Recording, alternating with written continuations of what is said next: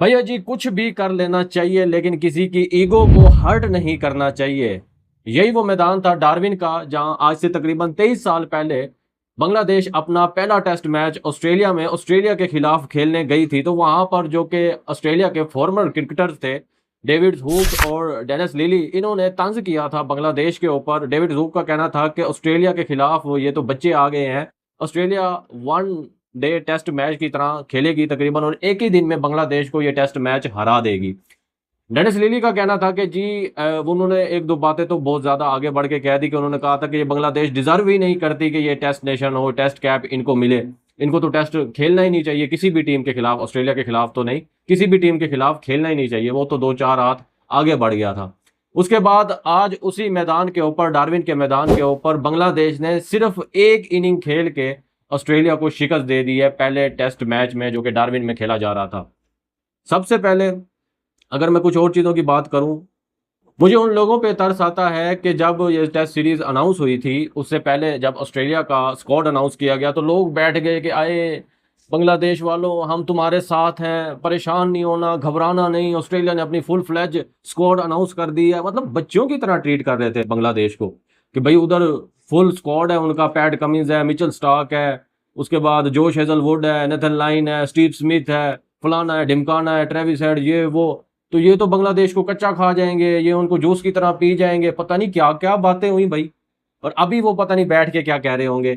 मुझे तो इस बात सोच सोच के हैरत हो रही है कि यार ये देखो किस तरह के बंदे हैं कि यार आप वीडियो शीडियो बनाते हैं, बातचीत करते हैं, तजिया करते हैं, लेकिन आप ये क्यों नहीं देख रहे कि पिछले काफी अरसे से बांग्लादेश की जो टीम है वो कितनी इंप्रूव हो रही है, कितनी इंप्रूव हुई है। मतलब वो अपने अंदर, टीम के अंदर वो काफी चीजें चेंज करते जा रहे हैं, वो एक यूनिट होके, एक टीम होके खेलते हैं। अब अचानक से बांग्लादेश इतनी स्ट्रोंग कैसे हो गई?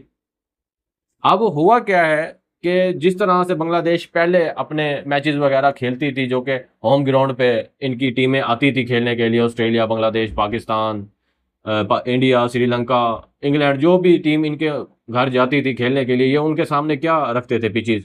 वो बनाते थे स्पिन ट्रैक। इतने स्पिन ट्रैक होते थे कि मैं आपको बता ही नहीं सकता कि हम जब लास्ट पाकिस्तान के खिलाफ इन्होंने ग्रीन टॉप विकेटें बनाई उसके बाद और भी ये अपना तर्ज अमल बदलने की तरफ आए, अपने पेसर्स को बैक किया, उनको उन्हीं के हिसाब से कंडीशंस दी कि सर आपको ये हम कंडीशन दे रहे हैं, आप उन्हीं के हिसाब से जो है बॉलिंग करवाएं, और उनको बॉलर भी बहुत अच्छे मिले। उसके बाद इन्होंने चीज़ें और तब्दील करना शुरू की। इनकी सबसे बड़ी जो कि कमज़ोरी ये थी कि ये अपने होम ग्राउंड पे जब खेलते थे वहाँ पे स्पिन ट्रैक होते थे, बैटर भी उस स्पिन ट्रैक के आदी हो गए थे, लो बाउंस टर्निंग विकेट्स उसके ऊपर खेल खेल के वो एडजस्ट हो गए थे। स्पीड इनके पास होती नहीं थी, बॉलरों के पास वो बड़ा कम ही आते थे क्योंकि रोल उनका कम मिलता था। तो जैसे ये बाहर जाते थे, पाकिस्तान आ जाएं या फिर पाकिस्तान खैर तो बैन रही है क्रिकेट काफ़ी अर्सा, ऑस्ट्रेलिया जाएं या फिर उसके बाद West Indies, New Zealand, England, India, जब भी ये बाहर मुल्क जाते थे खेलने के लिए तब इनको पेस, जब अटैक पेस फेस करनी पड़ती थी तब बड़ी मुश्किल हो जाती थी इनके लिए। ये बड़े परेशान हो जाते थे कि यार अब इस चीज़ को कैसे हैंडल कर रहे हैं। बॉलिंग में बांग्लादेश तकरीबन काफ़ी बेहतर रहा है, हर साल मेहनत करके वो कुछ ना कुछ इंप्रूव करता रह गया, लेकिन बैटिंग जो इनकी मसला थी असल, वो इस वजह से कि बैटिंग की, वही मैं आपको बता रहा था कि जी टर्नी विकेट पे बैटिंग कर करके ये पेस को फेस नहीं कर पा रहे थे। उस वजह से अब जिस तरह से इनको कंडीशंस मिलना शुरू हुई हैं, बाउंसी ट्रैक के ऊपर खेलना शुरू किया है बांग्लादेश ने, तो इनकी क्रिकेट और ज़्यादा इंप्रूव होने लग गई है। अब जब चीज़ें सारी सीधी होने लगी उसके बाद इन्होंने प्लान किया कि भाई अब हम टीम को बाउंसी ट्रैक की तरफ लेके आ रहे हैं, उस तरफ चीज़ों को प्लान भी किया इन्होंने। फिर उसके बाद इन्होंने देखा कि हाँ अब चीज़ें हमारे कंट्रोल में आ रही हैं, चीज़ें बेहतर हो रही हैं। उसके बाद इन्होंने टीम को एक यूनिट बनना सिखाया, किसी को कैप्टनसी के चक्कर में नहीं डाला, यूनिट की तरह, एक टीम की तरह ये खेलते हैं। हर बैटर बॉलर अपना 100% देता है कि भाई पूरी टीम खेल रही है लेकिन जो मेरी जिम्मेदारी है मैं उसको पूरा करूंगा। अब टेस्ट मैच में, 20 और ओडीआई को तो छोड़ें, टेस्ट मैच में सबसे ज्यादा रोल होता है बॉलर्स का। आपने 10 आउट करने होते हैं, उसके बाद ही आप टेस्ट मैच जीत सकते हैं। अदरवाइज आपके बैटर जितना मर्जी लंबा स्कोर बना दें, 4 दिन खड़े होकर बैटिंग करते रहें, 3 दिन बैटिंग करें, उसका बिल्कुल कोई फायदा भी नहीं है। आप 800 स्कोर बना दें, आप 1000 स्कोर बना दें, 700 बना दें, तो जब आपके बैटर, आपके बॉलर जो है वो दूसरी टीम को आउट ही नहीं कर पाएंगे तो आपके 700-800 स्कोर का क्या करना है आपने? वो खड़े रहेंगे, खेलते रहेंगे, मैच ड्रा होते जाएंगे। तो मेन जो चीज़ है वो ये होती है कि आपके जो बॉलर हैं वो 10 के 10 आउट करना जानते हो, जो कि अब बांग्लादेश को ये बात समझ आई है कि हाँ, अब हमें इस चीज़ की तरफ जाना है, हमने 10 विकेटें लेनी है और उसके बाद ही हम मैच जीत सकेंगे। तो ये बड़ी एक पॉजिटिव चीज़ें नज़र आ रही हैं। बांग्लादेश एक बड़ी टीम बनने जा रही है। अब ये हर टीम को परेशान करेगी। न्यूजीलैंड को हराया, पाकिस्तान को हराया, अब ऑस्ट्रेलिया को ऑस्ट्रेलिया में हरा दिया। तो मतलब बहुत ज़्यादा इन्होंने काम किया अपनी क्रिकेट के ऊपर। और ऊपर से शंतो जिस तरह से कैप्टनसी कर रहा है, जिस तरह से फ्रंट से वो लीड कर रहा है, मतलब कि कोई ऐसी चीज़ नहीं थी कि ग्राउंड में, मुझे मैच मैंने सारे देखे हैं, कुछ मुझे ऐसा लगा हो कि यार शंतो को ये चीज़ इधर बेहतर करनी चाहिए थी, यहाँ पे उसको अगर ये पार्टनरशिप एक बिल्ड हो रही है तो इसको तोड़ने के लिए उसको ये करना चाहिए। मतलब जो एक ख्याल आ सकता है एक क्रिकेटर फैन के दिल में, तो वो चीज़ शंतो खुद ही अप्लाई कर रहा था। मतलब कि जैसे हम देखते हैं कि बाज़-औक़ात पैट कमिंस की जो गलतियाँ थी हमने देखी कि हाँ, अब यहाँ वो गलती कर रहा है, बॉलिंग चेंजिंग उससे ठीक से नहीं हो रहे, क्या चीज़ उसकी टीम ड्रॉप कर रही है, वो कुछ नहीं कह रहा। उसके बाद कोई और भी कैप्टन अगर कैप्टनसी कर रहा हो टेस्ट मैच में तो गलतियाँ नज़र आ जाती हैं। मतलब शंतो इतना स्मार्ट कैप्टन है कि उसकी कैप्टनसी में कुछ भी ऐसा मुझे देखने को नहीं मिला कि यार उसने पूरे मैच के दौरान कहीं भी कोई गलती की हो। मतलब उसने कोई सेशन में हल्की-सी भी लचक नहीं छोड़ी कि ऑस्ट्रेलिया कम बैक कर सके। मतलब जितने भी सेशन हुए हैं, 8 हुए हैं, 9 सेशन हुए हैं मैच के, पूरे टेस्ट मैच में, उसमें एक सेशन 1 घंटे के लिए, आधे घंटे के लिए कोई ऐसी जगह भी नहीं छोड़ी शंतो ने कि जहां पर ऑस्ट्रेलिया आए और दोबारा से अपनी गिरफ्त मैच में रखे।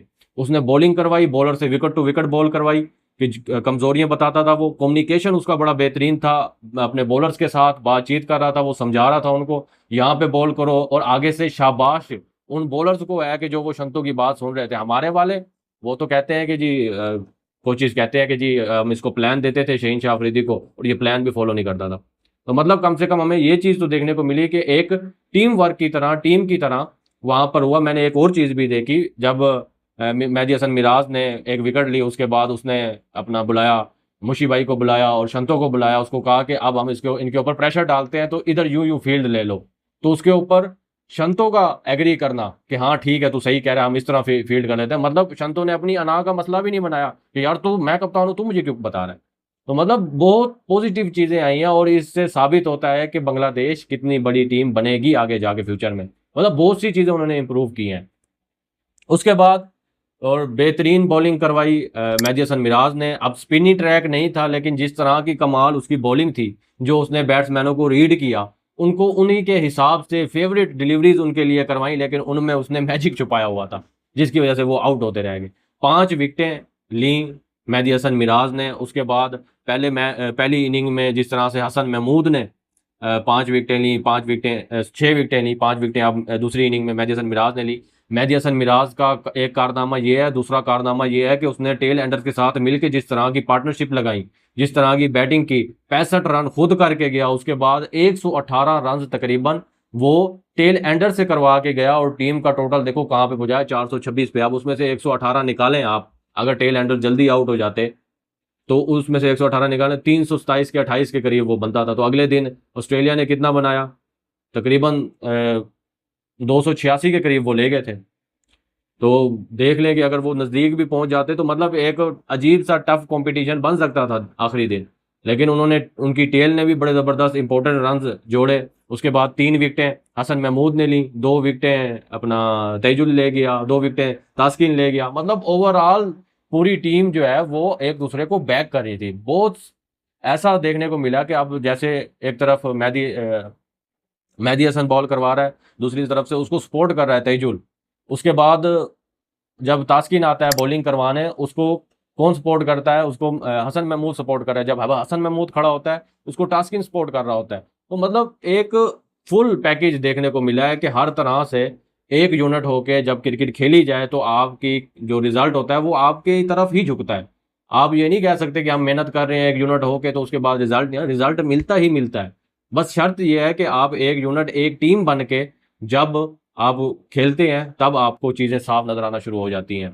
उसके बाद जो कि ऑस्ट्रेलिया की तरफ से हाई स्कोरर कह सकते हैं स्टीव स्मिथ रहे हैं। और उसके बाद कैमरून ग्रीन ने 100 किया है, जोश हेजलवुड ने 6 खिलाड़ियों को आउट किया, एक को आज आउट किया। बांग्लादेश ने जिस तरह से पूरे मैच में डोमिनेट किया है और उसके बाद खतरे की घंटी भी बजा दी है कप्तान नजमुल हुसैन शंतो ने कि हम बड़ा कुछ करने वाले हैं। बड़ा से मुराद तो यही है कि वो ऑस्ट्रेलिया को वाइट वॉश ही कर दें।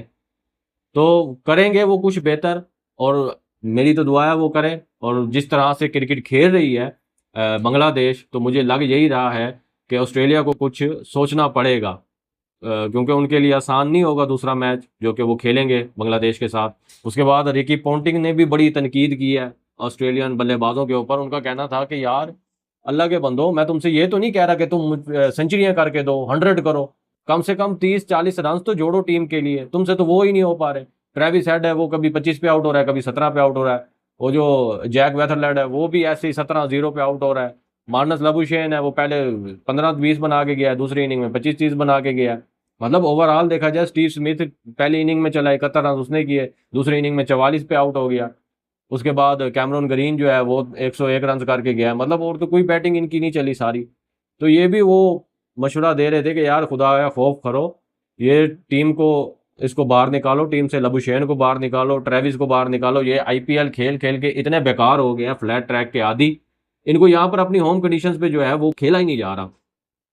इनको अपनी क्रिकेट का कोई वो ख्याल नहीं है। अपनी नेशन इनकी गेम है, उसको छोड़ के ये, खैर वो भी क्या करें, अब बेचारे वर्ल्ड कप जीत के जाते हैं तो आगे उनकी आवाम जो है उनका इस्तकबाल करने ही नहीं आती। अब जाहिर सी बात है कि आप एक चीज़ एक हाथ से ज़्यादा किसी को दे दो तो वो फिर उसके अहमियत उसकी ख़त्म हो जाती है। अब 5-6 वर्ल्ड कप उसने जीते हुए ऑस्ट्रेलिया ने, तो अब उनको पता है कि यार ये तो हर बार का ही है हमारे लिए।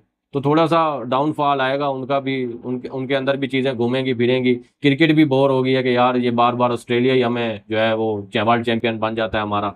लेकिन अब मुझे लग ऐसे ही रहा है कि कंपटीशन जो है वो बहुत सख्त होने वाला है अगले दूसरे मैच में। बांग्लादेश आसानी से ऑस्ट्रेलिया को इतनी अपने ऊपर हैवी नहीं होने देगी। तो ये बात ऑस्ट्रेलियन को भी समझ आनी चाहिए, क्योंकि जिस तरह से मैं उनको मैच में देख रहा था, वो जिस तरह से 426 रन दूसरे दिन बैटर्स ने किए, बांग्लादेश के बैटिंग लाइनअप ने एंड किया अपना दूसरा दिन, जहां पर वहां पर इनके शोल्डर बिल्कुल गिर चुके थे। इनको समझ आ गई थी कि हम जो है मैच हार गए हैं, हमसे ये स्कोर नहीं बनना। ये जितना भी इन्होंने 228 रन की लीड ली थी ना बांग्लादेश ने, तो इनको पता लग गया था कि हमसे ये रन नहीं बनने वाले। तो वहां पर ही इन्होंने गिव अप कर दिया था। तो मैं भी ये चीज़ अपनी टीम, जब हमारी टीम पाकिस्तान खेल रही होती है तो मैं इनको कोट करता रहता हूँ। ये जाते हैं बिल्कुल टारगेट के नज़दीक, 20-25 रन दूर होते हैं लीड लेने के लिए, तो ये रिलैक्स हो जाते हैं कि हाँ अब हम नज़दीक आ गए हैं, अब हम बाकी देखेंगे अगली इनिंग में। और भाई 40-50 रन की भी जो लीड होती है ना, वो आपको मैच जितवा जाती है। सिर्फ 40-50 रन की लीड, 100-150 की तो बहुत दूर की बात है ना, क्योंकि उसी रन में आप अगली टीम के 3-4 आउट कर दे तो वो तो प्रेशर में आ जाती है। तो लीड लेना इतना ज़रूरी होता है कि आप 10-15 स्कोर, 20-25 स्कोर भी लीड ले जाएं, तो उसमें भी अगर एक आध विकेट गिर जाती है तो वो तो सोचते हैं कि यार अभी तो मैच हम शुरू कर रहे हैं, एक स्कोर हमने उनको लीड दिया दूसरी टीम को और हमारी 2 विकेटें गिर गई हैं। तो मतलब ये बहुत इंपॉर्टेंट होता है, और इस चीज़ को उन्होंने, बांग्लादेश वालों ने बहुत अच्छे से वर्क किया। और उसके बाद उन्होंने ऑस्ट्रेलिया को डार्विन के मैदान के ऊपर पहला टेस्ट मैच हरा दिया। तो बहुत बहुत मुबारक हो ऑस्ट्रेलिया में बांग्लादेश की पहली जीत। बांग्लादेशी फैंस को बहुत बहुत मुबारक हो। फिर अब हम अगली वीडियो में जब मिलेंगे तब उस हिसाब से बातचीत करेंगे। तब तक के लिए अल्लाह हाफिज़।